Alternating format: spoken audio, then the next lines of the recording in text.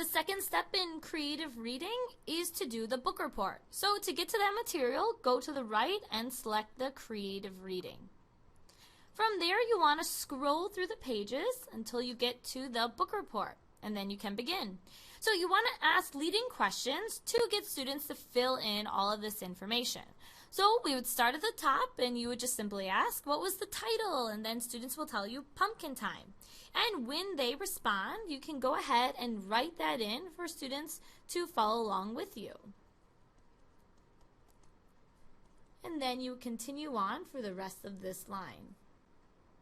Now, you may be wondering how you can prepare all of this information. And the good thing is it's already provided to you in the teacher's guide.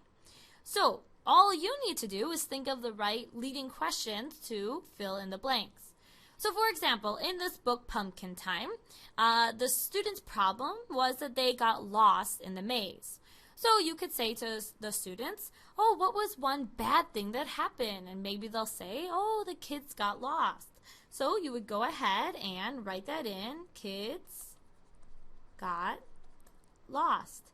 And then you could say, okay, where did they get lost? And the students can respond, in a maze. So go ahead and continue filling this in.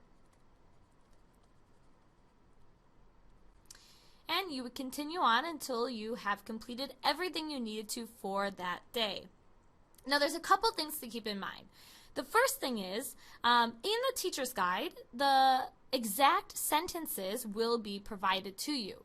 But you do not need to get students to write all of that because that will be too much. We want them to write in note form. The next thing to think about is that you only complete half the book report in a class. So during the first week, you might only complete the problem, for example, and half of the events. And then in the second week, you would continue on and fill in the rest of the information. So as far as timing goes, to complete the book report in a class, you have about 5 to 10 minutes. And after that, you would move on to the next part of the class.